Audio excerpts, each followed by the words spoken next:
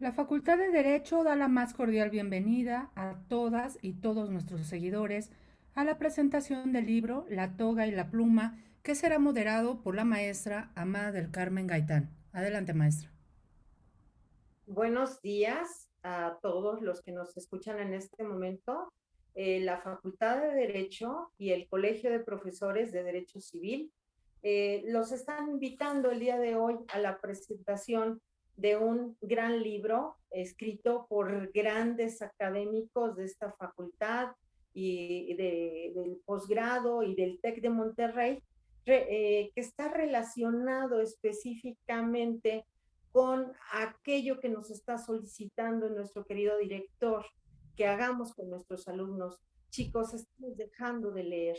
Es importante que nosotros retomemos la lectura y qué mejor que hacerlo de la mano de 7 grandes autores, de 7 grandes escritores que de alguna manera nos están dejando ver la importancia que tiene saber historia, la lectura de literatura universal, de grandes obras, ¿sí? Y obviamente la relación que cada una de estas tiene con el derecho.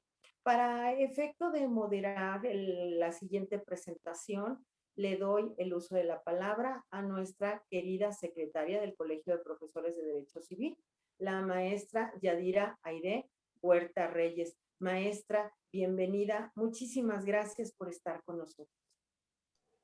¿Qué tal? Buenos días a todos y a todas. Es un placer y un honor estar en tan distinguido panel, obviamente con personas de la casa, abogados y doctores en Derecho.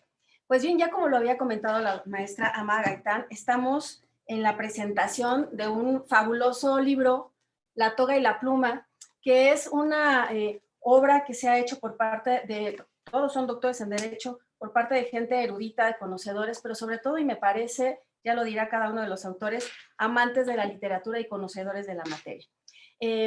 Doy la bienvenida a cada uno de ustedes, agradezco su atención y por supuesto no puedo omitir porque además, gracias a Dios y aquí lo tenemos presente al doctor Raúl Contreras Bustamante, quien ha liderado, ha estado presente y ha impulsado también el estudio en cada uno de nosotros y de nuestros jóvenes. Doctor, buenos días, ¿cómo está usted? Muchas gracias, Yadira Huerta. Muy buenos días tengan todas y todos ustedes que nos están viendo en vivo a través de la página oficial de la Facultad de Derecho. Estamos transmitiendo a través de Facebook Live un acontecimiento singular que le da a la Facultad de Derecho pues un gran orgullo y mucha satisfacción. La presentación de este libro reúne en estos momentos muchas cosas importantes.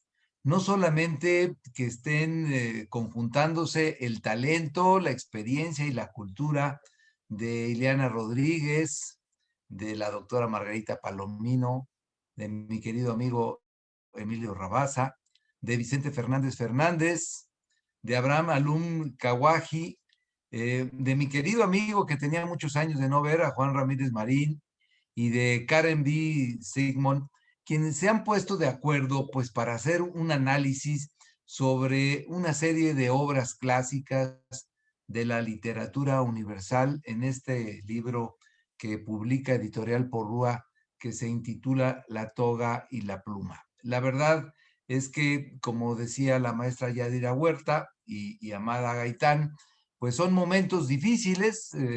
Tenemos ya más de un año de estar viviendo toda la comunidad universitaria y toda la sociedad esta suspensión de actividades presenciales, esta obligación que tenemos de manera solidaria de permanecer en casa para evitar los contagios, pero que al mismo tiempo pues nos da la oportunidad de ver el uso de estas herramientas maravillosas en las que hoy nos encontramos todos desde nuestros domicilios trabajando o desde nuestras oficinas, y al mismo tiempo algo que hemos señalado que es una oportunidad única de ser estudiantes y lectores de tiempo completo. Hoy la pandemia nos da tiempo para poder dedicarnos más a la lectura y a la investigación, y tenemos comprobado que efectivamente en estos momentos difíciles la lectura es la gran llave a la libertad y a la independencia que tienen las personas, porque si bien no podemos salir a la calle y no podemos convivir con nuestros semejantes, podemos iniciar grandes viajes a través de la lectura, podemos soñar y podemos aprender. Así que yo les agradezco mucho a los autores que se hayan puesto de acuerdo en comentar estas grandes obras que de alguna manera ligan hacia lo que es la relación de la cultura con el derecho y que nos permitan y les permitan a los alumnos y a los lectores de este libro, que desde luego recomiendo su lectura, pues puedan abrevar y puedan comprobar que en materia de la condición humana, del pensamiento humano, las cosas no son, sino van siendo, y que muchos de los problemas que tenemos hoy en nuestra sociedad son problemas que han venido siendo abordados por la literatura universal a lo largo del tiempo y que ahí permanecen y que no encuentran solución porque precisamente la condición humana pues vuelve a demostrarnos su falibilidad, su debilidad, sus ambiciones, sus defectos y también al mismo tiempo sus virtudes, sus talentos. No me quiero extender más, simplemente agradecerles a todos y cada uno de los autores, al presidente del colegio, de mi colegio de profesores de Derecho Civil, Miguel Ángel Beltrán, y desde luego a Yadira Huerta y a Amada Gaitán, que se hayan dado el tiempo de convocar a este acontecimiento maravilloso en el que nos disponemos todos a aprender del pensamiento de la literatura universal y también, ¿por qué no?, de la cultura extensísima de los 7 coautores que nos van a permitir hacer este viaje a través del tiempo y la literatura en esta relación que tiene la cultura y el derecho. Muchas gracias y adelante, a aprender todos. Gracias, doctor. Es un gusto siempre escucharlo y además, bueno, puedo decir que es mi maestro porque cada que intervengo con él en algún foro como estos, aprendo algo nuevo. Bien, pues entonces, siguiendo el orden del día y retomando obviamente las palabras de la maestra amada del doctor Raúl Contreras, es sumamente importante la lectura de cualquier tipo de obra, pero me parece que como lo han resaltado los autores de esta que vamos a presentar, tanto la literatura como el derecho pues van de la mano, van junto con pegado, porque la realidad es que pues nos aumenta, ¿verdad?, la curiosidad, aumenta nuestra imaginación, nos mantienen informados, podemos recordar ciertas vivencias y, ¿por qué no?, aplicar los conocimientos que tenemos en cada una de las obras que nosotros vayamos leyendo.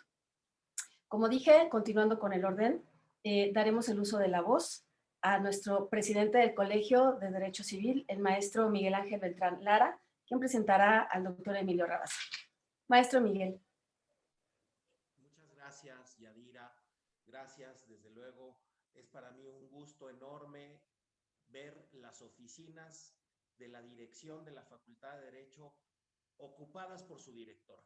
Felicidades, director. Nos da mucho gusto verte ahí.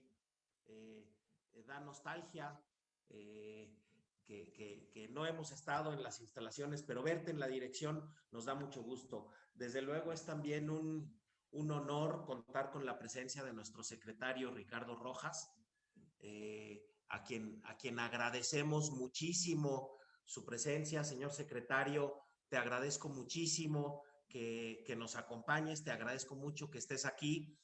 Es un honor presentar esta obra en donde se hace un análisis de las obras clásicas de la literatura universal, un análisis jurídico. Yo recuerdo en el librero de casa de mis papás, había un libro que se llama Psicoanálisis de los cuentos de hadas y me llamaba mucho la atención ver cómo Hansel y Gretel y la Cenicienta y Blancanieves tenían un trasfondo psicológico y ver cómo las obras clásicas también tienen un trasfondo jurídico es interesantísimo.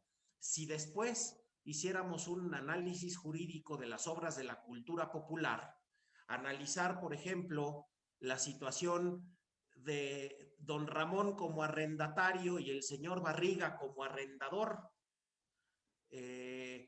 analizar jurídicamente a nosotros los pobres o a ustedes los ricos y ver cómo las obras de la cultura popular también tienen un trasfondo jurídico. La verdad es que felicito a todos los autores porque han hecho un gran esfuerzo y un análisis muy profundo de esta obra. Desde luego, para mí es un gusto presentar a nuestro querido amigo del Colegio de Profesores de Derecho Civil, nuestro querido doctor Emilio Rabasa.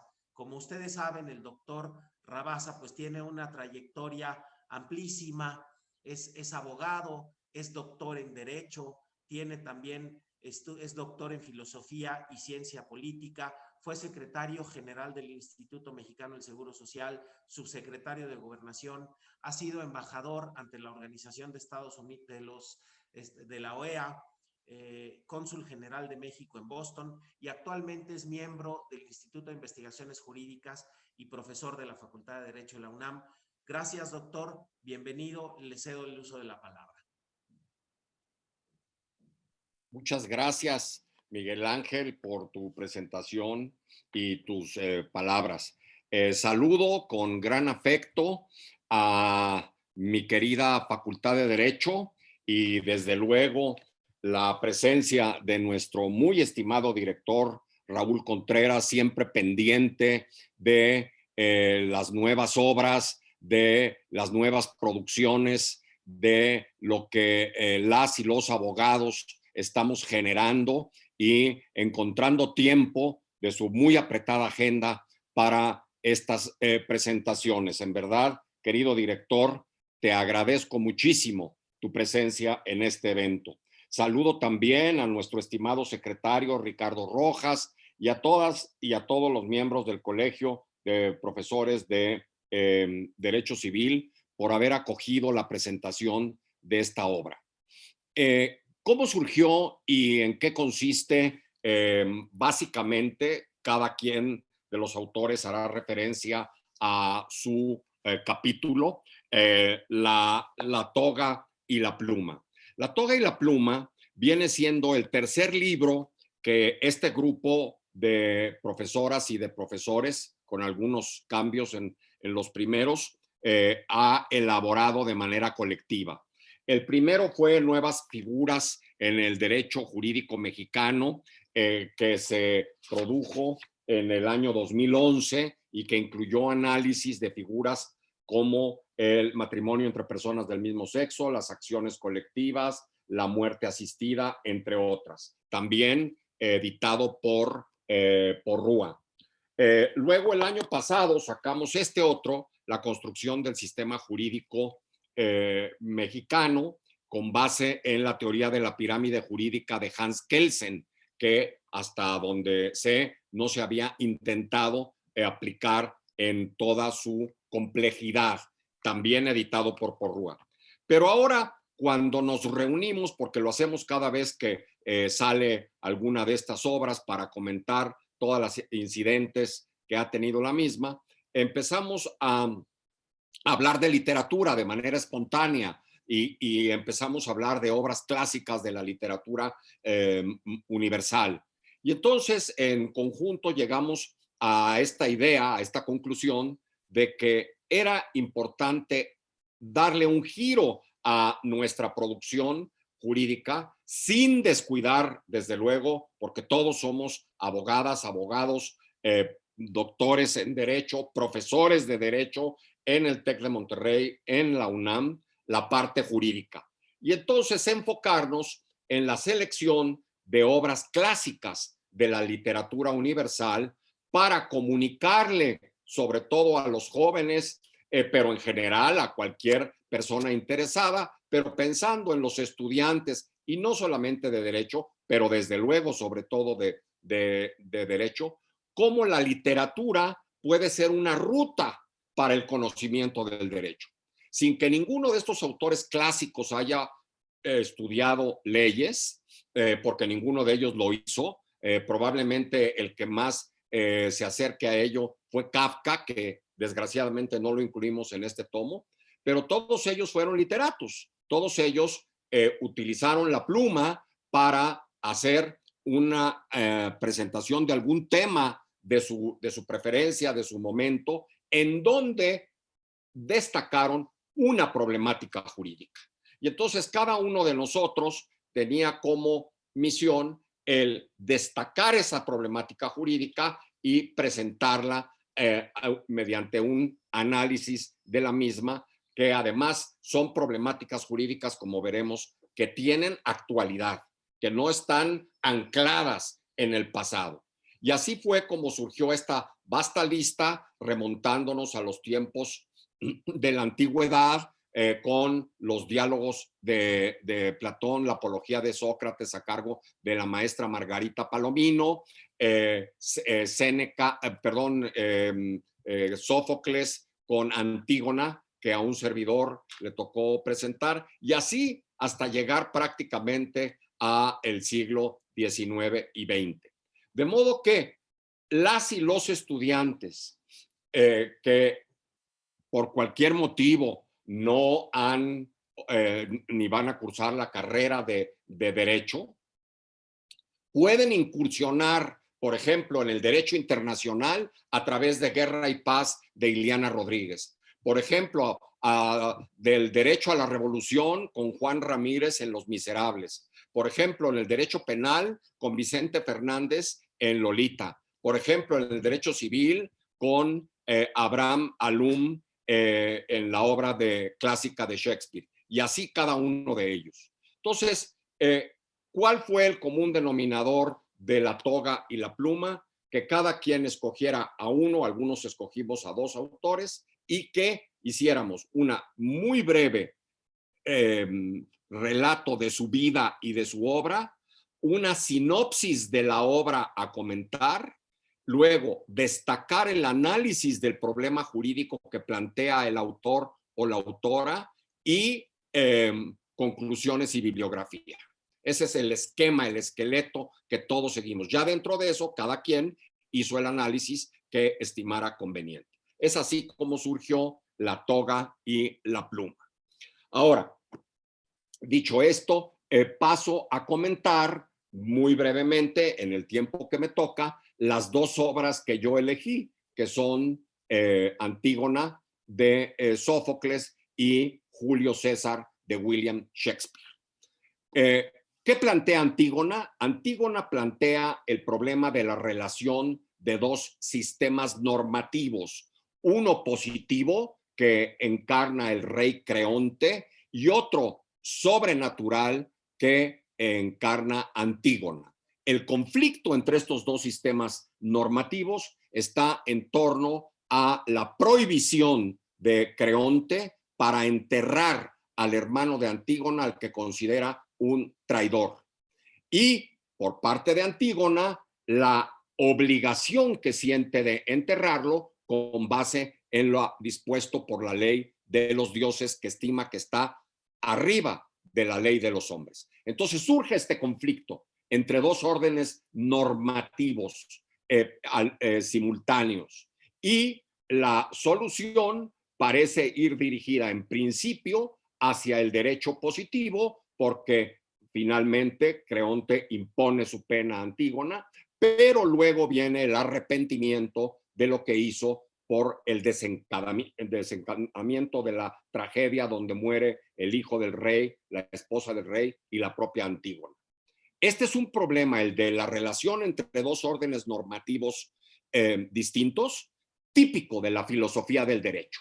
Cuando estudiamos filosofía del derecho, estudiamos cómo se relacionan y cómo pueden entrar en conflicto órdenes normativos distintos, sean del derecho positivo y el derecho natural, o del derecho positivo y el derecho divino. Hoy en día lo podemos ver esto claramente, por ejemplo, en toda esta controversia que se ha suscitado entre la legalización de la interrupción del embarazo y el llamado derecho a la vida. Ahí están en conflicto dos sistemas normativos, en donde, por ejemplo, recientemente se hizo muy evidente en Argentina, un grupo social quiere que se positivice la autorización al aborto, y otros, con base en otro orden natural, quieren que se evite. Julio César nos presenta una obra maestra de William Shakespeare, sobre todo en el terreno del derecho constitucional.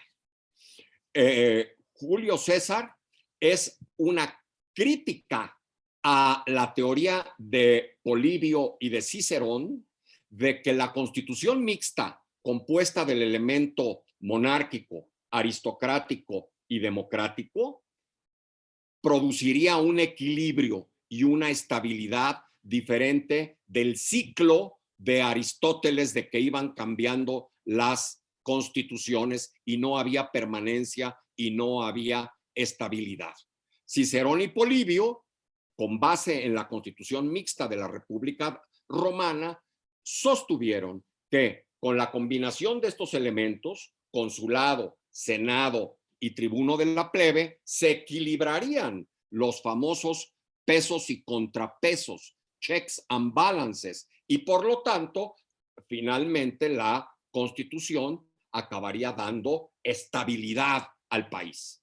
Shakespeare demostró exactamente lo contrario, que no obstante que se combinan estos elementos, si uno de ellos, en el caso de Julio César, el ejecutivo, cuando Julio César quiere convertirse en emperador, en dictador y dispararse respecto de los otros dos poderes, intenta abusar de su poder, provoca no una armonía constitucional, sino una guerra civil.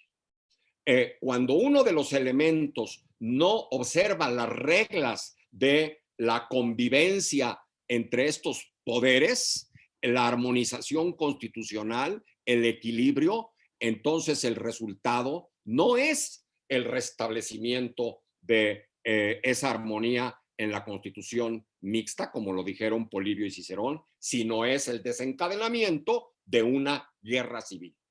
¿Qué pasó en los Estados Unidos? ¿Qué pasó ahora recientemente con las elecciones y la salida de Donald Trump?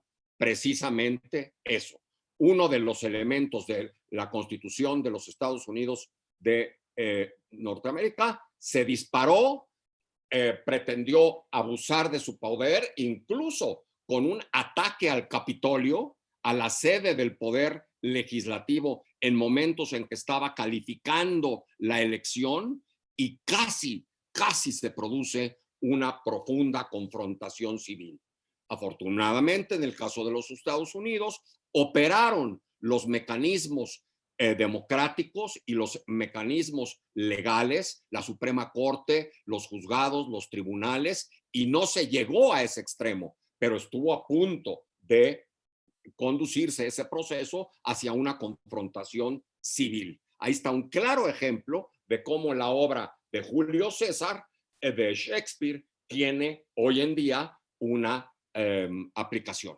Y así en las demás obras, análisis jurídico del problema y qué actualidad tiene hoy en día.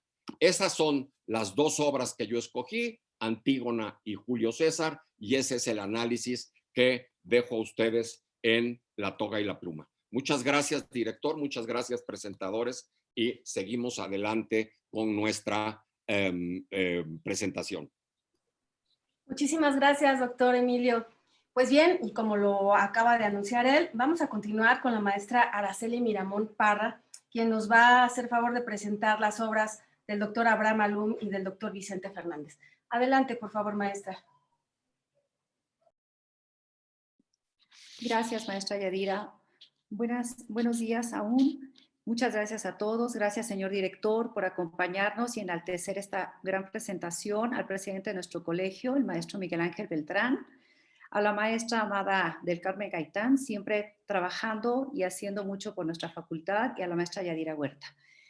Bueno, me toca el honor de presentar a dos grandes analistas jurídicos de estas obras, que es, en primer término, el doctor Abraham Alum Kawaji, que me voy a permitir dar un síntesis curricular de él.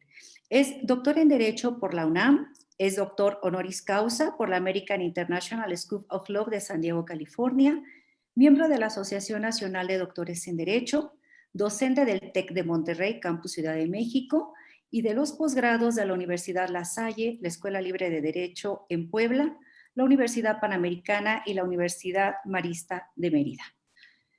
Él le tocó escribir sobre el análisis jurídico de una obra clásica de William Shakespeare, que es un ícono de la literatura universal. William Shakespeare llegó a tener un dominio total de la literatura, tanto en prosa como en verso, lo cual le facilitó escribir diferentes obras, dentro de 3 géneros, que es comedia, tragedia y drama histórica. Escribió 15 comedias, dentro de las cuales se encuentra El Mercader de Venecia, cuyo análisis correspondió al doctor Abraham Alum, que le vamos a pedir que nos hable sobre este análisis. Muchas gracias y bienvenido, doctor.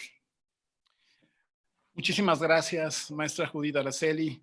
Agradezco infinitamente la deferencia que nos hace la UNAM. Agradezco la presencia del señor director Raúl Contreras Bustamante, cabeza máxima de esta Facultad de Derecho, del presidente del Colegio de Profesores de Derecho Civil, Miguel Ángel Beltrán, notario, de la maestra Amada del Carmen Gaitán, de la maestra Yadira Huerta, de todos ustedes, del maestro Ricardo Rojas, del doctor Ricardo Rojas, de la maestra Liliana Malancón y de todos mis compañeros que están aquí, agradeciendo también la presencia de todos los alumnos que nos siguen a través de las redes de la UNAM.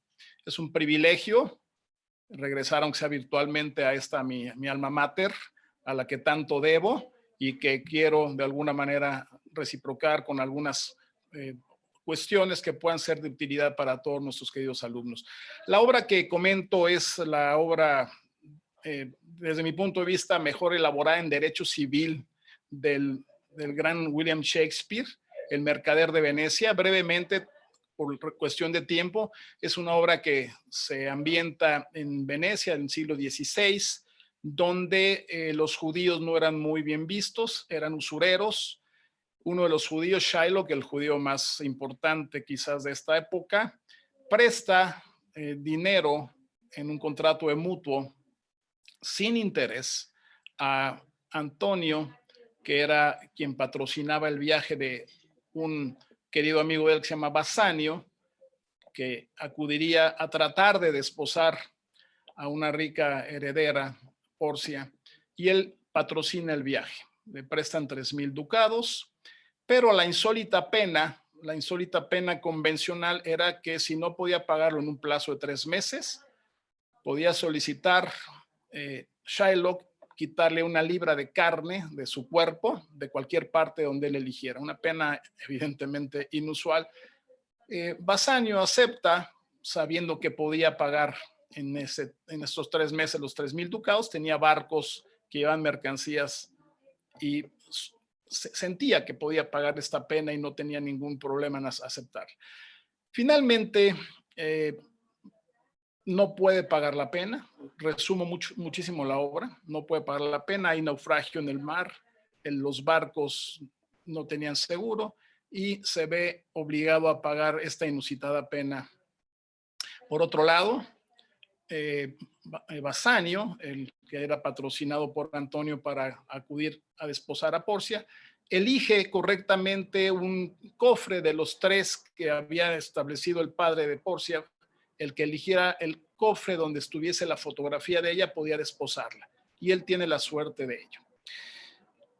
La obra es una obra muy rica en la prosa, extraordinariamente bella porque nos lleva por parajes de toda Venecia de esta época.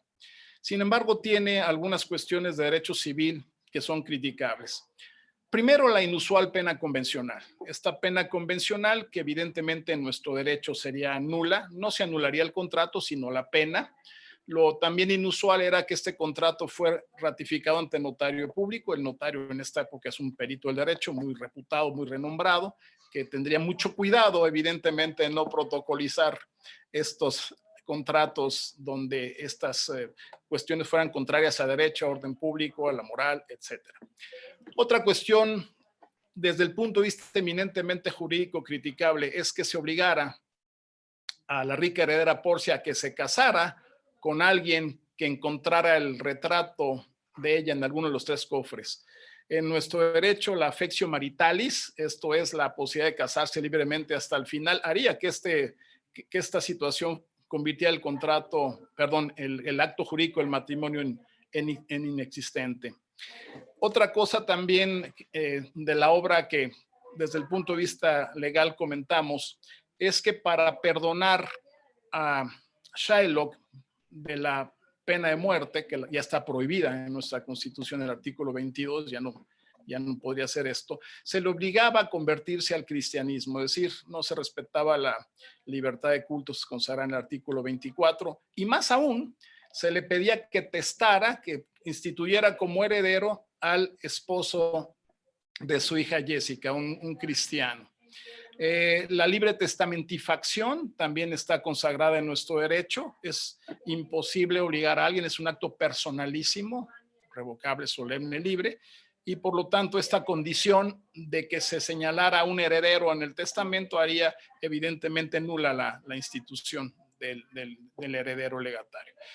Otra cosa importante, y con esto termino por cuestión de tiempo, era la discriminación a los judíos. No se les permitía tener propiedades, de hecho eran obligados a vivir en un gueto amurallado, del cual no podían salir si no portaban un gorro rojo para diferenciarlos, para identificarlos. Infortunadamente, la discriminación sigue en nuestros días. La discriminación es algo que no hemos podido combatir a pesar de tantas y tantas cuestiones y movimientos. Hemos visto últimamente los problemas que se han suscitado por la discriminación hacia determinados grupos sociales, por cuestión de género también. Es algo que es actual y que quizás queda de reminiscencia de esta gran obra de Shakespeare. Lo demás de derecho civil está comentado en el texto.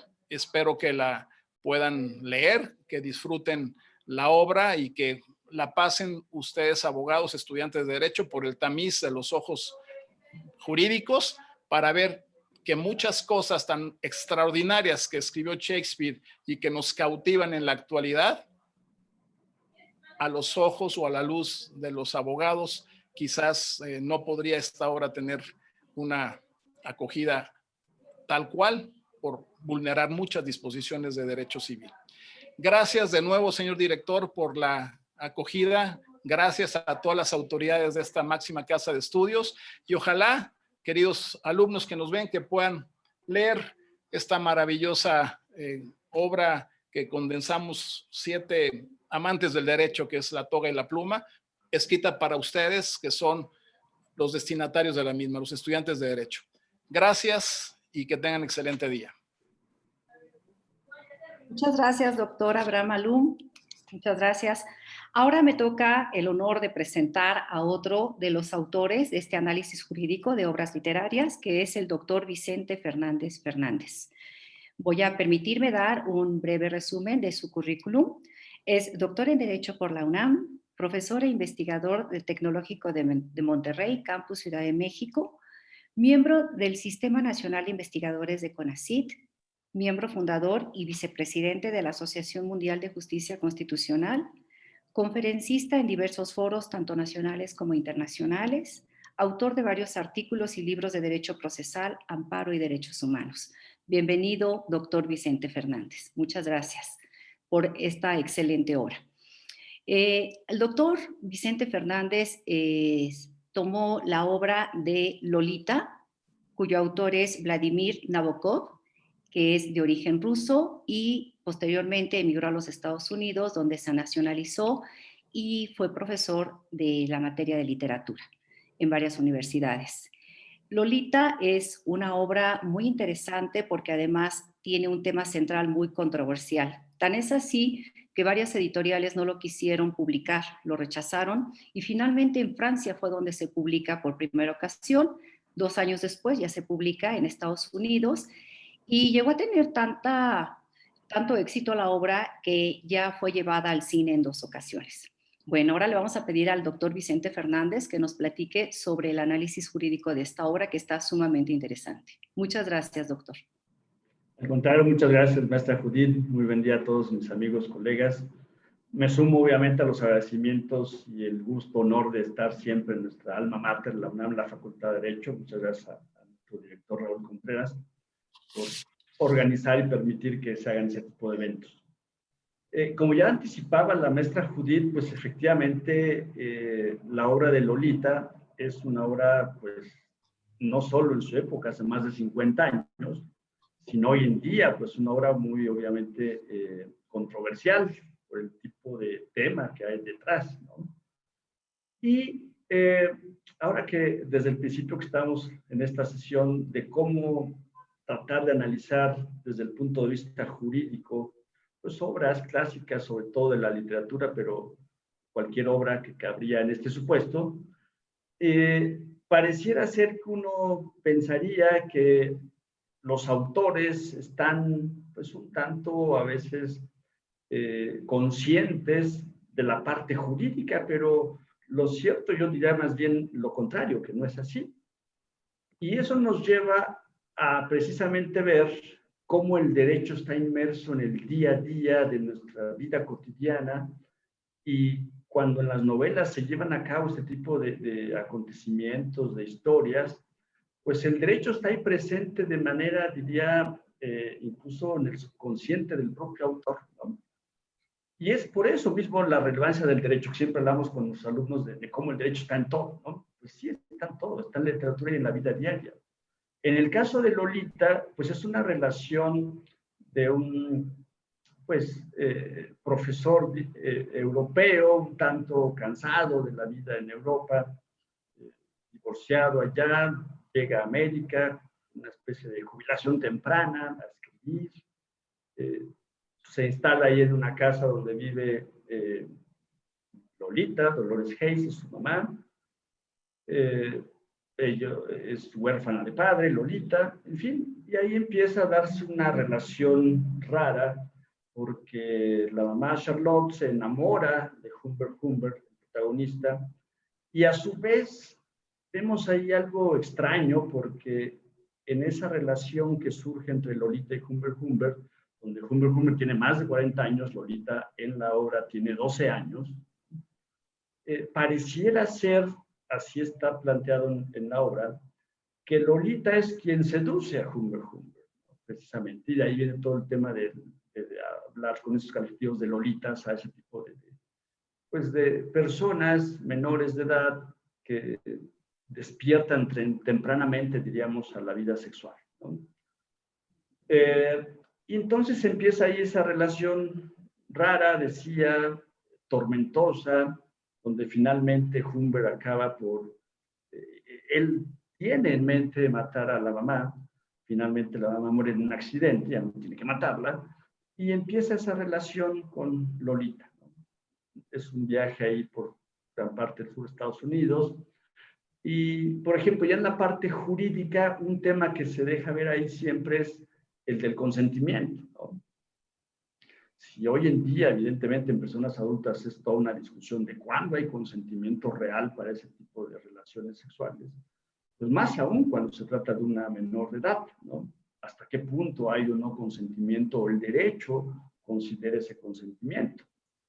Y Humbert Humbert está cierto, y ahí sí hay esa parte jurídica en él, donde él se deja ver que él se pone a analizar las normas jurídicas, cómo regulan las normas jurídicas la conducta que él está desplegando, y él está consciente de que eso es ilegal y que le esperaría una pena muy grande si lo llegasen a atrapar por eso, cosa que al final no sucede, por cierto, ¿no? Se está narrando la historia cuando Humbert Humbert está en la cárcel, pero no por la cuestión de Lolita, sino por haber matado a otra persona, una persona con quien Lolita escapa en su momento de Humbert Humbert, precisamente. El análisis estrictamente jurídico que me aboco en la obra, porque pues, obviamente se puede hacer análisis de muchos puntos de vista del tema psicológico, comentaban hace un momento, por ejemplo, pero en el tema jurídico, a la luz del derecho penal, se hace un análisis de esa relación de qué tipo de conducta delictiva podría estarse configurando, ¿no? Y ahí retomamos, obviamente, a la luz de nuestro derecho, y también sucede en el caso de Estados Unidos, donde en cada estado pues se tiene una legislación penal diferente. Y en algunos casos podría ser pederastia como tipo penal, o bien incluso estupro, o violación equiparada, o una violación con agravantes, y todo ello va a redundar en la pena, donde en cada estado se regula de manera diferente la conducta delictiva y su pena correspondiente. Y esa es una problemática que hoy en día se está retomando aquí en México precisamente de la búsqueda de esos, en la parte civil, los códigos civiles únicos y los códigos penales únicos, que en la parte procesal, como saben, pues evidentemente se llegó a este punto de tener un Código Nacional de Procedimientos Penales, un código procesal penal único, y hacia allá tiende la parte precisamente procesal, ¿no? Sustantiva, perdón. De tal manera que ese análisis jurídico que tenemos de esa relación, pues obviamente no solamente en su momento cómo era, sino cómo trasciende en el día a día hoy, sobre todo en el caso nuestro. No me queda más que reiterarles a nuestros queridos alumnos que nos están viendo aquí en vivo, el que no solamente vean, lean nuestro libro, sino para entenderlo, evidentemente, se acerquen a las obras que estamos comentando para entenderlas. Es esa invitación con la que empezó esta presentación, de invitarlos precisamente a no dejar de leer. No dejar de leer no solamente obras de derecho, sino literatura en general. Nuevamente, muchas gracias a nuestra querida facultad, nuestro querido director, al Colegio de Profesores de Derecho Civil de la facultad, nuestros amigos, colegas, que ya nos estaremos viendo seguramente en un futuro no muy lejano para comentar una próxima obra en la que ya estamos trabajando. Saludos, buen día a todos. Muchísimas gracias, Vicente. Pues la realidad es que al escucharlos no me queda más que hacer dos comentarios rapidísimo. Cuando el doctor Abraham recibió la labor de los, más bien refirió la labor de los notarios que son diligentes y acuciosos, pues vi el semblante del maestro Miguel Ángel Beltrán, ¿verdad? Así como diciendo, pues no puede ser de otra forma.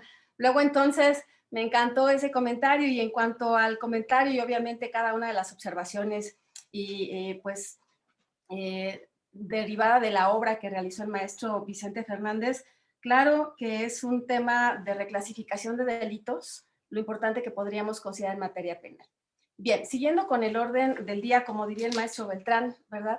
Vamos a continuar ahora con la presentación, que en este caso me voy a adjudicar yo, me corresponde presentar a la doctora Margarita Palomino y al doctor Juan Ramírez, quienes en esta obra que estamos refiriendo, que voy a volverla a mostrar, La toga y la pluma, excelente obra. La realidad es que yo soy doblemente afortunada, triplemente afortunada, porque estoy aquí presentando a los autores de la misma. Ya la leí, pero además fue obsequiada por los autores, entonces muchísimas gracias. En cuanto al doctor Juan Ramírez y a la doctora Margarita Palomino se refiere, pues son dos abogados, doctores en Derecho, académicos, que por supuesto no escatiman en darnos sus conocimientos y en abordar, sobre todo en materia ambiental, ¿verdad? Que es en donde dan sus cátedras, me parece, en materia energética. Con la maestra Margarita he tenido la oportunidad de ser su alumna. Le mando un besote, maestra. Bien, pasando a las obras, tanto del doctor Juan Ramírez y de la doctora Margarita Palomino. Por lo que se refiere al doctor Juan Ramírez, él aborda dos obras de Víctor Hugo, que es Los Miserables, que son Los Miserables y Matar a un ruiseñor. Y la realidad es que de Víctor Hugo, de este autor, pues me quedaría, y antes de darle el uso de la voz al doctor Juan Ramírez, me quedaría con una frase que me encanta de Víctor Hugo, que es: el hombre es un templo, la mujer es un sagrario. Ante el templo nos descubrimos, pero ante el sagrario nos arrodillamos. Y eso me parece que lo ha también retomado el doctor Juan Ramírez cuando habla de la obra de Los Miserables, El derecho a la revolución, en donde resalto esta parte que señala a él: tenemos el derecho de resistir a un tirano en cualquier época, ¿verdad, doctor? Y en cuanto a la obra de Matar a un ruiseñor, narra la historia de un conflicto racial que además, pues como ustedes saben, sigue existiendo desafortunadamente. Le doy el uso de la voz, doctor Juan Ramírez, es un placer estar con usted. Muchas gracias, maestra Yadira. Primero que nada, un saludo afectuoso a todos los alumnos de la facultad. Alguna vez, como ellos, estuvimos ahí en las aulas y eso me da mucho gusto estar con ellos. En segundo lugar, bueno, agradecerle al señor director de la facultad, amigo muy querido mío, que esté con nosotros aquí en esta sesión, y a todos los señores y señoras, o señoras y señores profesores de la facultad que amablemente nos han tendido los brazos. Y a mis colegas, queridos como colegas, pues igualmente. Bien, Sí, a mí me tocan 2 obras y yo quiero comenzar con la segunda, con Matar un ruiseñor, porque para nosotros estudiantes de Derecho, y todos somos estudiantes de Derecho aunque tengamos un doctorado, es importante porque nos muestra la operación del derecho, cómo somos a veces los operadores del derecho en la realidad, ¿no? Y bueno, decía Vicente y decía Emilio y decía Raúl hace unos momentos que el derecho, y yo coincido que el derecho y la literatura están íntimamente vinculados porque forman parte de nuestra vida. O sea, la literatura es una recreación de la vida humana y el derecho es una ordenación de la vida humana, ¿no? Si lo quisiéramos ver así, de tal manera que están íntimamente vinculados y lo estarán siempre. Y por eso la literatura recoge en muchas de sus obras, en muchas de sus manifestaciones, aspectos jurídicos de la realidad, porque finalmente todos estamos regulados nuestros actos externos por el derecho. Entonces, bueno, refiriéndome entonces a Matar un ruiseñor, efectivamente es un problema de operación del derecho, porque ahí en esa novela, que transcurre en los años 30 en Estados Unidos, en el sur de Estados Unidos, supuestamente en un pueblo de Alabama, de donde es la escritora de la obra, que es Nell Harper Lee. Ella es una escritora de ahí, y transcurre en esa época la novela, y ahí lo que sucede es un conflicto netamente jurídico, porque un hombre de color, un afroamericano, es acusado injustamente por diferentes razones que se van a ir desarrollando en la trama, pero es acusado injustamente de haber violado a una mujer blanca, a una muchacha blanca. Y entonces es llevado a juicio y toca defenderlo, hablando de los operadores del derecho, toca defenderlo a un abogado blanco, que es un abogado muy prestigiado, es un abogado dentro de esa pequeña comunidad, un abogado muy recto, muy ético en su forma de ver el derecho y la vida. Y él es viudo, pero tiene 2 hijos, un niño mayor y una niña pequeña. Y la niña es la que narra la novela con una frescura infantil extraordinaria que nos permite ver la trama jurídica, pero unida o vinculada o imbricada con las relaciones humanas. Y el problema jurídico es que empieza el juicio, es un juicio oral, penal, todos ya estudian penal.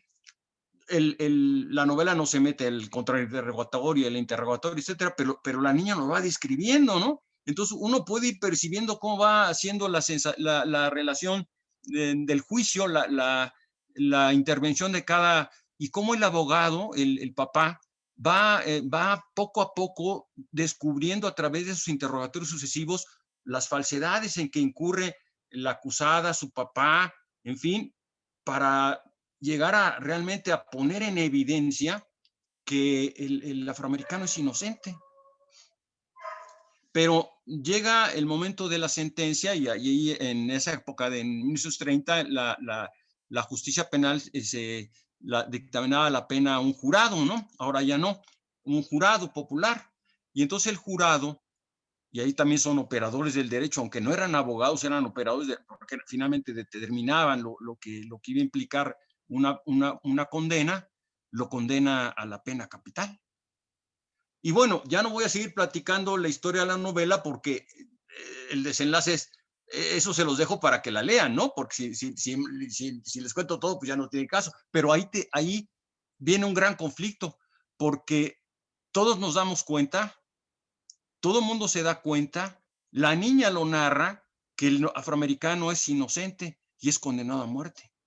Y entonces el único que sale del tribunal aparentemente, digamos, no derrotado, sino convencido, es el papá, o sea, es el abogado defensor, porque dice, no importa. Y le dice, no importa porque yo lo voy a sacar porque voy a apelar ante la Suprema Corte y ya quedó demostrado en el juicio que él es inocente, ¿no? Entonces, bueno, ahí tenemos cómo es un abogado defensor convencido de lo que está haciendo, que defiende la justicia y defiende el derecho, cómo los operadores del derecho, el juez, los jurados, actúan contrario a derecho, porque si uno analiza la legislación de Alabama de aquella época, por ejemplo, entonces resulta que no hay una distinción para el violador por su color. La violación está castigada con hasta la muerte en algunos casos, pero independiente del color. Sin embargo, si uno se va a las estadísticas de la pena de muerte en Alabama o en Estados Unidos en relación con la pena de violación, resulta que en aquella época el 90% de los condenados a muerte eran afroamericanos. Entonces eso quiere decir que los operadores del derecho estaban aplicando una norma con un trasluz racista que era inobjetable, ¿no? Y ese es el problema que se plantea en el libro, que el operador de derecho tiene que estar más allá de esos problemas y esos prejuicios raciales y afrontar el derecho de una manera tal que pueda juzgar conforme estrictamente a derecho. Una novela preciosa que les recomiendo mucho, muchachos. Me recuerda a otra novela escrita por una mexicana, Nelly Campobello, que se llama Cartucho Quemado, y que es también la voz narrativa de una niña y que narra la Revolución Mexicana. Entonces les recomiendo las dos.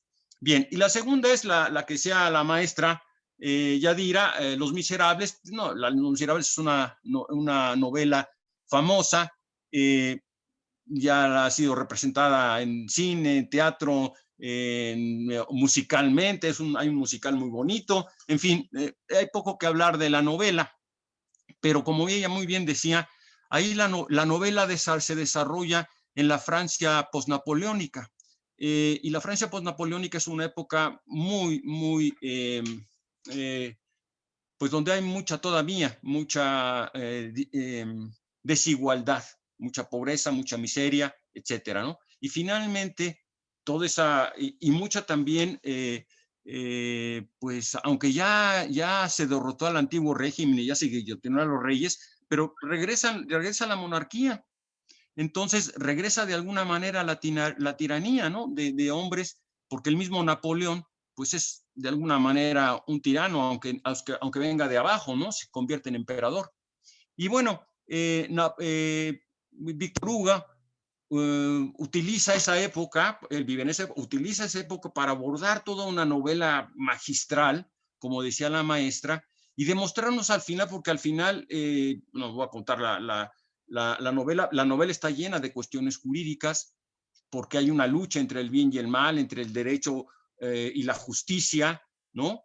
Pero en el aspecto de la tiranía, hay también, se ve la miseria que viven los franceses o el pueblo francés frente a la opulencia de los pocos. Y al final hay una revolución ahí en las páginas de la novela, una revolución que termina en un fracaso para los revolucionarios, porque los acaban, los arrasan, pero eso no le quita al ser humano el derecho que tiene, como decía ya Platón, ¿no?, de resistir al tirano. Entonces, bien, ese derecho a la resistencia que hoy está un poco, digamos, olvidado, por así decirlo, en la normativa jurídica, digamos, moderna, ¿no? Yo con eso termino. Yo los quiero invitar, eso sí, a que lean, muchachos, a que lean primero las obras que nosotros relatamos, porque las obras son más que derecho, ¿no? Las obras literarias, las obras artísticas tienen más que derecho. Nosotros hicimos un análisis jurídico, pero la belleza del lenguaje, la belleza de las obras no se agota ahí. Entonces, que lean las obras, después que lean nuestro libro, si les interesa ver el aspecto jurídico, y que sean unos operadores del derecho, como fue el papá de Scout, Atticus Finch, el abogado, de que sean operadores del derecho, porque para eso los educamos, para eso estamos educados, conscientes de que nuestra función es aplicar el derecho más allá de cualquier otra cuestión que hubiera y que lo deforma en algunos casos hasta conducir a la muerte a una persona, ¿no? Hasta poder conducir a la muerte a una persona. Pues muchas gracias a todos y que tengan un buen día. Muchísimas gracias, doctor Ramírez Marín. Es el turno de presentar a la doctora Margarita Palomino Guerrero, quien abordó dos obras en este libro: Fuente Ovejuna de Lope de Vega y Apología de Sócrates. Obras que la realidad, cuando uno se adentra al estudio y la temática, cómo la abordaron estos autores, pues podemos desprender que de Fuente Ovejuna, pues habla de la solidaridad, y de Sócrates, Apología de Sócrates, pues hace referencia, y me llamó mucho la atención que comenta Ferrajoli en cuanto a la igualdad y la libertad que debemos nosotros de tomar en cuenta cuando hacemos un razonamiento judicial. Doctora Margarita, muchísimas gracias. Le doy el uso de la voz.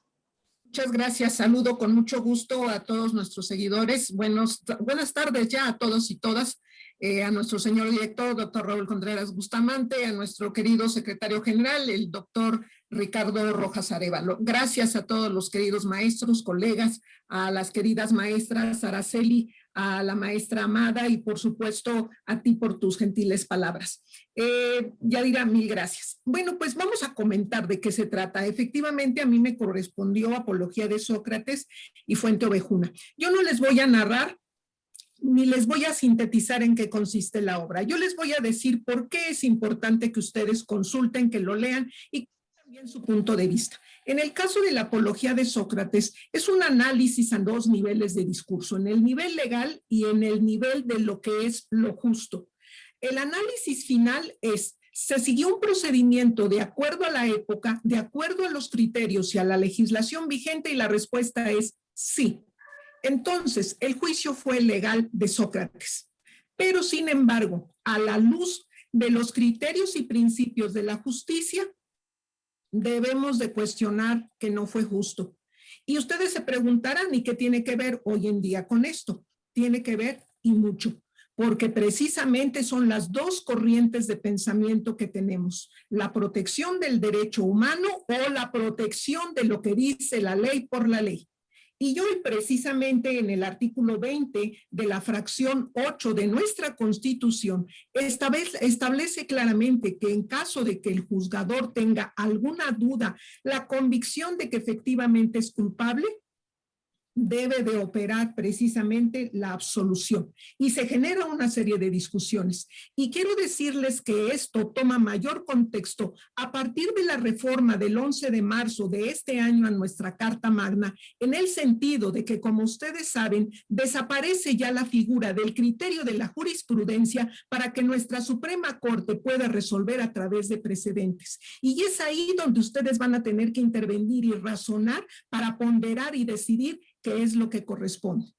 En la segunda obra, que se denomina precisamente Fuente Ovejuna, de Félix López de Vega y Carpio, como ya se refirió, primero se habla brevemente del autor, posteriormente del contexto en el que se da para poder entender la magnitud, y posteriormente se hace una sinopsis de la obra, para poder establecer cuáles son esos mecanismos, cuáles son esos hilos que estuvieron operando en la época. Y aquí se destaca que una de las grandes aportaciones que hace precisamente Lope de Vega es el que se le considera dentro de los exponentes del siglo de oro español con esta obra, Fuente Ovejuna. Él narra lo que sucedió 150 años antes, pero que fíjense nada más, hoy en día es aplicable los criterios que cuestionaba desde esa época.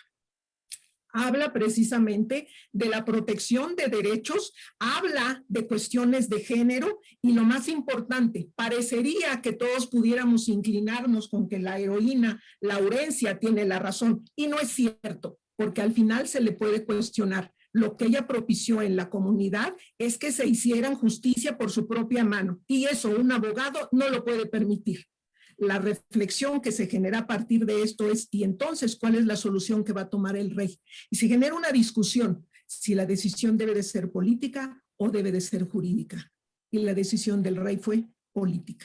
Pero léanlo para que ustedes vean el porqué y la trascendencia que hoy tiene, porque el cuestionamiento principal es, el pueblo confió en sus servidores públicos y los servidores públicos, no todos, algunos son ampliamente reconocidos, algunos se portan mal y esos que se portaron mal, la consecuencia que tuvieron fue poner en vilo el sistema, tambalear el sistema y en consecuencia el rey lo que dice es, ok, vamos a seguir en una estructura jurídica, esto no debieron de haberlo hecho, pero también tengo la facultad de perdonar, les otorgo el perdón y que se restablezca el orden social en Fuente Ovejuna.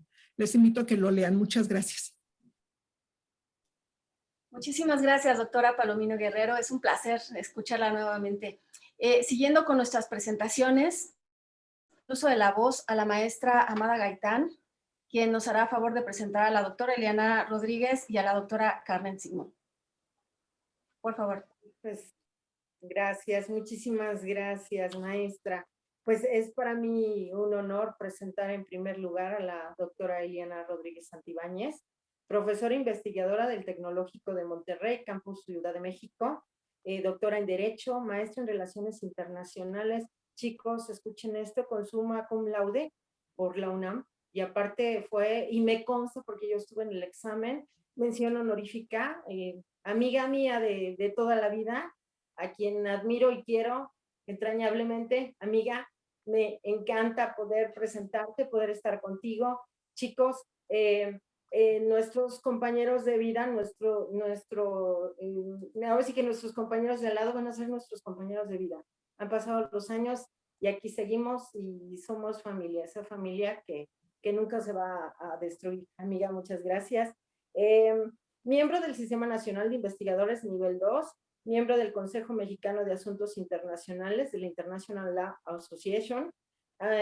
Es también analista internacional de Canal 22 de CNN, si la quieren escuchar. Muy buenas todas sus intervenciones, ¿sí? Entre otros medios nacionales e internacionales. Está dedicada al derecho internacional.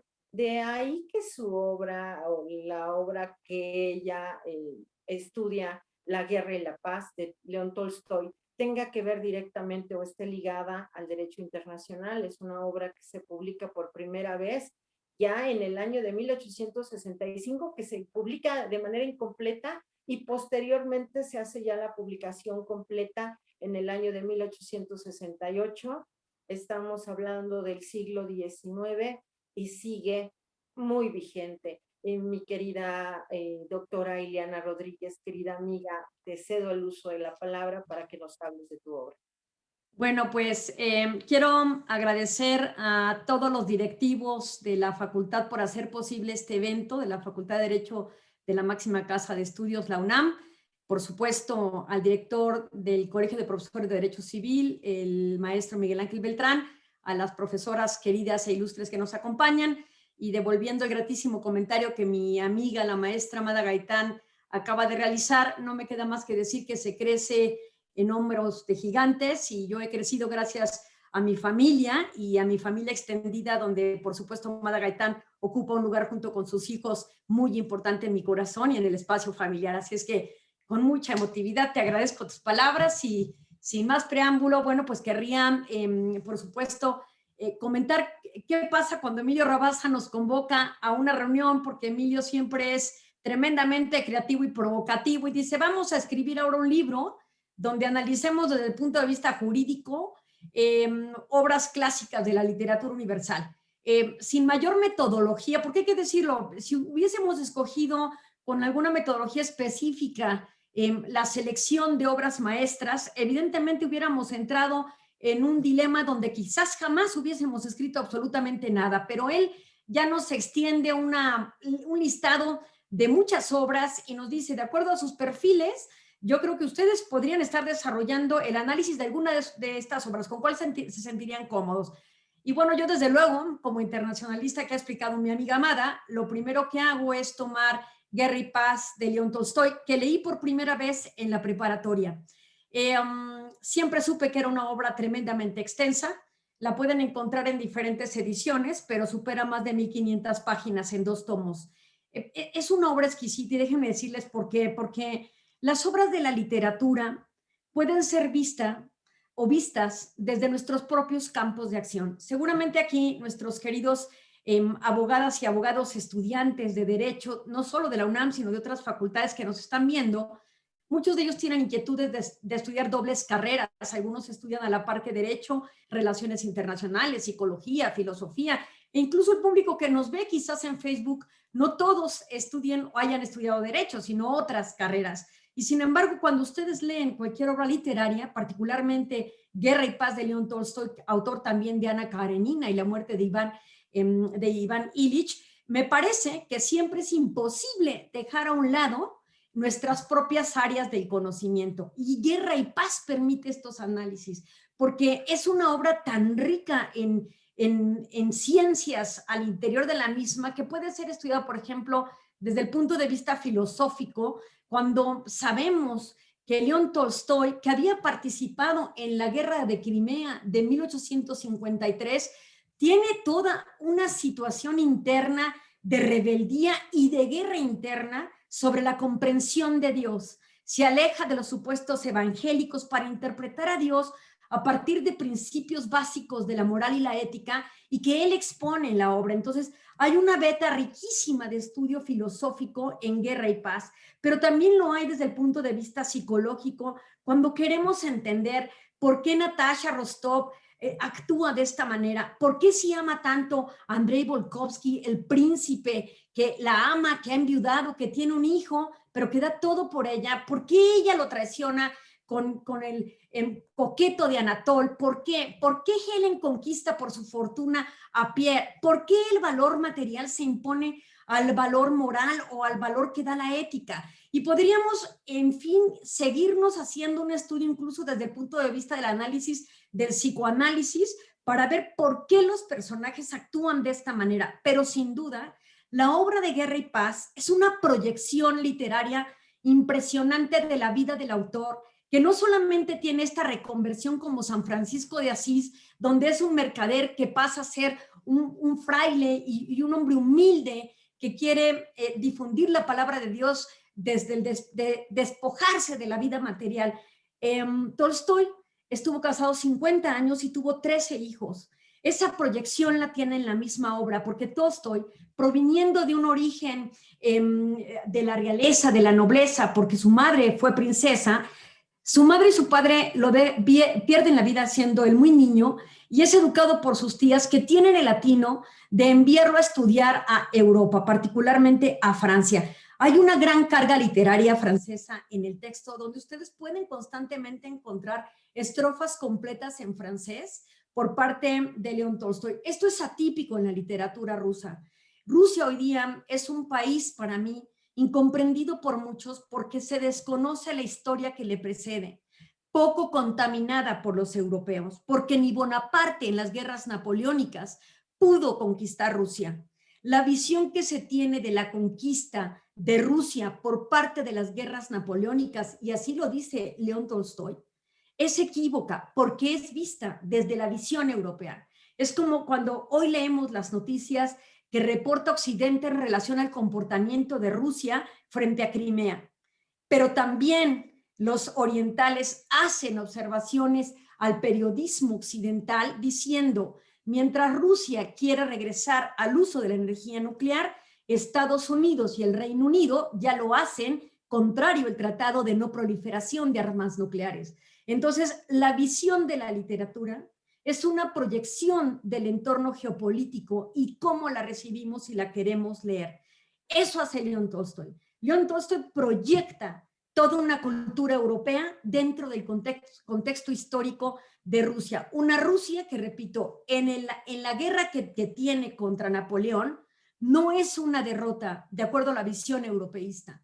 En todo caso, es exaltar al pueblo que cuando Napoleón entra a Moscú y conquista este bastión, el último por poseer, el pueblo rechaza venderle o regalarle el heno que alimentaría los caballos que permitirían el regreso de las tropas napoleónicas a Europa. Ahí dice el propio Kutuzov, que es un general principal y típico en la literatura de Guerra y Paz. No es una derrota porque el pueblo nunca se vio derrotado, al contrario, se manifestó en contra del aparente triunfo de Bonaparte. Y esto nos lleva al análisis jurídico de la obra. Esta obra es valiosa no solo desde el punto de vista literario, por las contradicciones que hay al interior de Guerra y Paz, odio, amor, lealtad, deslealtad, es por todo lo que puede dar hacia el derecho internacional público. Una rama sustancial de nuestro derecho es el derecho internacional humanitario, que no evita la existencia de las guerras, porque al final del día, las guerras, como en la obra de Dr. Jellicoe y Mr. Hyde, es una situación interna de los hombres que se rebelan ante la opresión, ante lo que les es injusto. La capacidad de rebeldía que tenemos, diría Albert Camus, no es no es una situación que se deba reprimir, pero lo que sí hace el derecho internacional humanitario es limitar los métodos de la guerra. Y eso se puede ver en la obra de León Tolstoy.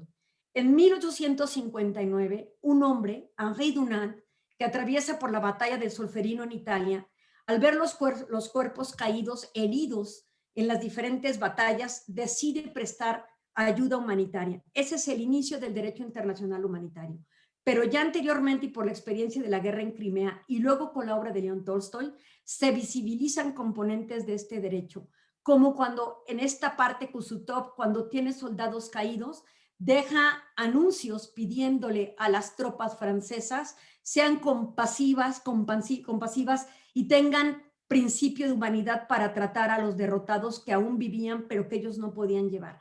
Esto se proyecta a lo largo de las batallas que subsisten dentro de la obra. Una obra donde no nada más están los personajes principales, sino hay 580 personajes entre secundarios y principales. Así es que es una obra extensísima, pero destaca el principio de humanidad, por ejemplo, respecto de los caídos. Este principio se recoge posteriormente tras la Segunda Guerra Mundial en los convenios de Ginebra de 1959 y los protocolos adicionales de 1977 sobre conflictos armados internacionales y no internacionales. Destacan también los principios como el principio de distinción, donde hay que distinguir entre aquellos que son combatientes y aquellos que no lo son por la aportación o no de armas. En este caso, los pueblos que son de alguna manera víctimas de los conflictos de la guerra, en Guerra y Paz son visibilizados. El concepto de las luchas sociales, esto también a lo largo de la obra, desde la parte amorosa que desencadena todas las historias, hasta los conflictos al interior del ejército, las élites y las castas en los propios ejércitos revelan la necesidad de estructuras que posibiliten no solamente la vida, sino que también limiten el ejercicio del uso de la fuerza, un tema crucial dentro de la obra de León Tolstoy y que también se recoge dentro de esta.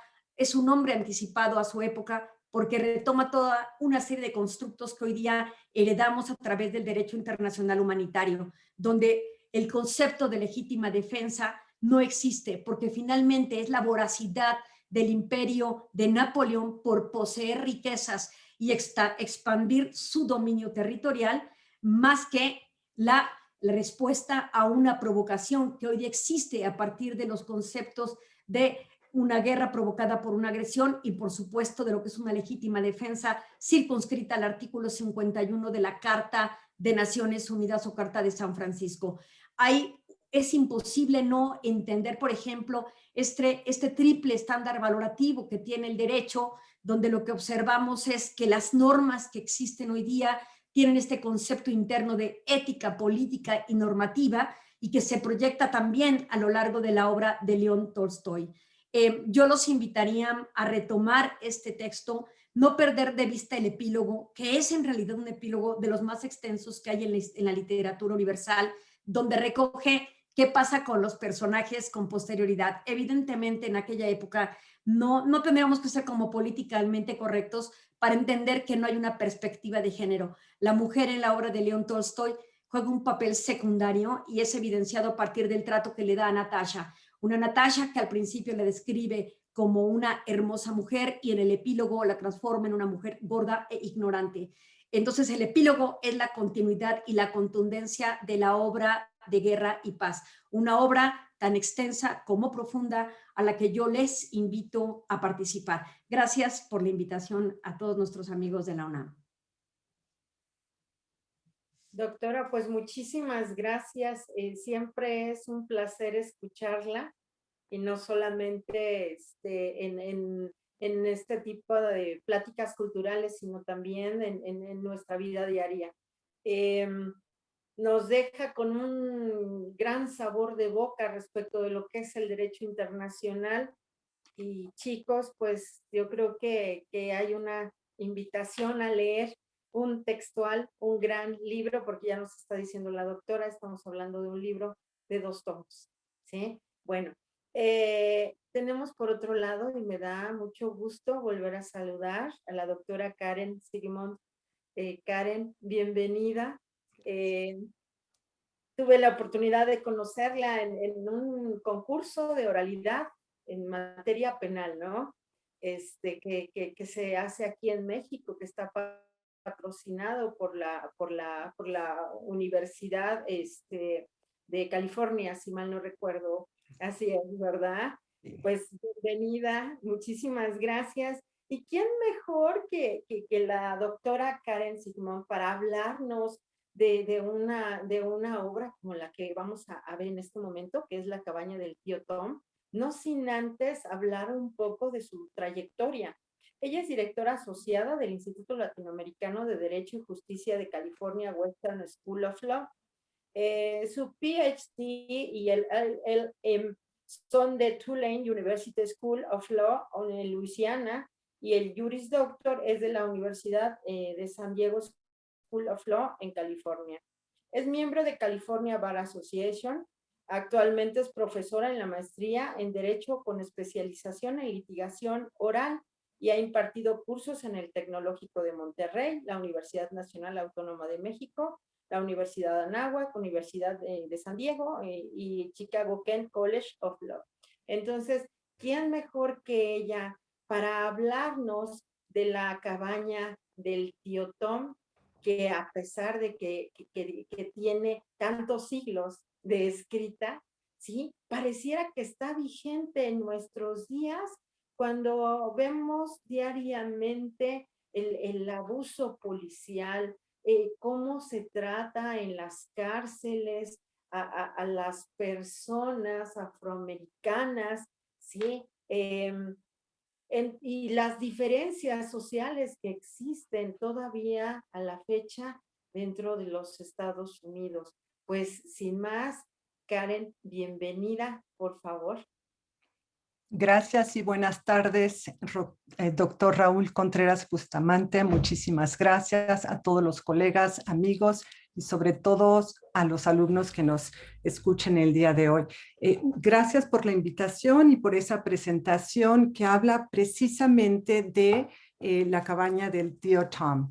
Si quieren conocer un poquito de cómo llegamos a este movimiento de Black Lives Matter, del caso que inició la semana pasada de George Floyd, si queremos entender cómo es que sucedió lo del 6 de enero, este ataque al Capitolio y esta gran división que existe en Estados Unidos, que parece ser que son dos pueblos, les invito a que den lectura a esta historia, que es una historia de varios personajes durante la época de esclavitud en Estados Unidos. En este momento de la historia de Estados Unidos, tal como lo fue desde que se creó la Constitución, existieron realmente dos países, dos economías. Bueno, parecían dos países, porque se desarrollaban de una manera muy diferente. En el sur se requería de mano de obra y por eso se dio la posibilidad de tener esclavitud. Y ante esta situación, las personas que crearon la Constitución de Estados Unidos de 1787 no se podían poner de acuerdo de cómo iban a abordar este tema. Y a partir de la Constitución se fueron creando leyes federales que protegían a los dueños de los esclavos y empezó esta gran división entre el norte y el sur. Y en este contexto, la autora de La cabaña del tío Tom escribe una historia del tío Tom y otros personajes y su viaje hacia o su intento hacia la libertad. Por una parte tenemos al tío Tom, que es vendido a un dueño de esclavos que se va precisamente hacia el sur, hacia Luisiana, y por otra parte tenemos algunos personajes que van hacia el norte buscando su libertad. Pero en el transcurso de la historia vamos encontrando a personas tanto en el sur que están en contra de la esclavitud como en el norte. Entonces vemos las opiniones desde diferentes personajes sobre este tema en particular.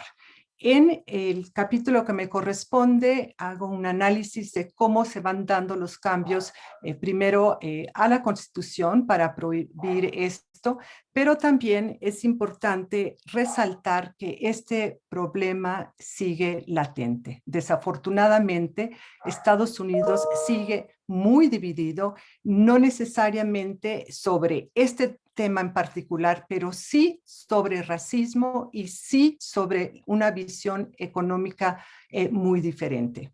La cuestión de racismo se ha mencionado en algunas otras obras y no es un tema específicamente, no es un problema únicamente de Estados Unidos. Podemos ver hace un par de semanas que también este tema se abordó desde la perspectiva de Meghan Markle y su bebé, de su cuestionamiento en Inglaterra de qué color iba a ser el bebé del príncipe Harry y Meghan Markle. Entonces, podemos observar este tema de racismo en diferentes países. Yo no les quiero quitar mucho tiempo, les quiero invitar a que den lectura primero a la novela de La cabaña del tío Tom, para que puedan ver cómo esta autora, que no es abogada, realmente logró lo que muchos abogados no pudieron hacer en estas discusiones, tanto en la creación de la Constitución como en algunas leyes federales. Esta mujer, a través de la palabra, pudo llegar a los estadounidenses, moverlos, no desde la lógica, desde la parte del derecho, sino desde la parte emotiva del sentimiento, para contarles las grandes injusticias que se estaban llevando a cabo hacia los afroamericanos, hacia los esclavos, y logró vender esta novela y realmente iniciar una revolución y un cambio de mentalidad en muchísimas personas. Se dice que cuando ella visitó la Casa Blanca, que Abraham Lincoln le dijo, usted es la persona que inició esta gran guerra, refiriéndose a la guerra civil que finalmente logró un cambio constitucional en este tema. Y como he mencionado anteriormente, a través de la literatura y a través de poder llegar al lector desde otro ángulo, se pudieron lograr estos cambios. Hay mucho por hacer, tanto en Estados Unidos como en otras partes del mundo, acerca del racismo, de la discriminación, y desafortunadamente al día de hoy no hay igualdad ante la ley a pesar de todos los cambios constitucionales. Y sí, como lo han mencionado mis colegas, los invito a los alumnos que sigan leyendo, que vean estas obras literarias desde la perspectiva del derecho, pero también desde todos los cambios sociales que aún hace falta hacer. Quedan en manos de ustedes, de nosotros, poder hacerlos. Muchísimas gracias. Excelente tarde para todos. Muchísimas gracias, doctora Sigmund. En nombre del maestro Miguel Ángel Beltrán Lara, presidente del Colegio de Profesores de Derecho Civil de la Facultad de Derecho, y en nombre propio, agradecemos a todos y cada uno de los ponentes, autores, por todas sus participaciones, y cedemos el uso de la voz al doctor Raúl Contreras Bustamante para que nos haga favor de dar el cierre. Por favor, doctor. Muchas gracias, Yadira. Pues como lo ofrecimos, ha sido una jornada exquisita, una jornada maravillosa. Creo que todos los que nos han escuchado pues quedan interesados, y espero convidados no solamente a leer este libro, que va a ser una síntesis maravillosa de las grandes obras que se comentan y que tienen esta intención de relacionar las grandes obras de la literatura con el derecho, sino las mismas obras a las que se refieren los autores. Yo felicito a Emilio Rabasa por haber hecho esta convocatoria, este libro. Creo que todos nos quedamos ya pues saboreando la aparición del próximo libro para comentarlo, para devorarlo. Y solamente recordarle a quien nos escucha que la relación de los abogados y la literatura pues ha sido siempre muy intensa. Yo estaba haciendo memoria y puedo citar algunos grandes literatos, algunos grandes hombres cultos que están ligados a la Facultad de Derecho de la UNAM y al derecho. Simplemente mencionar a Octavio Paz, a Carlos Fuentes, a Carlos Monsiváis, a don Daniel Cosío Villegas, a Sergio Pitol, a Ricardo Garibay, a Rafael Solana, a Salvador Novo, Javier Villaurrutia, ahora Jorge Volpi, nuestro coordinador de cultura, Antonio Velasco Piña y muchos otros grandes escritores, grandes literatos han estudiado derecho, han estado ligados al pensamiento jurídico, y eso demuestra pues que la literatura y el derecho son como dos vías de ferrocarril que tienen que caminar siempre de manera paralela y no se pueden separar. Muchas gracias, felicidades a los autores, han hecho una magnífica síntesis de su trabajo. Muchas gracias al Colegio de Profesores de Derecho Civil por este magnífico, esta magnífica convocatoria que nos ayuda a que nuestros alumnos y nuestros académicos se puedan dedicar a la lectura para que este confinamiento que nos ha impuesto la pandemia sea menos fuerte, sea más grato y que la podamos aprovechar siendo todos los días más culto y entendiendo la importancia que tiene conocer el derecho a lo largo de la historia y de la literatura. Muchas gracias y muy buenas tardes y hasta la próxima.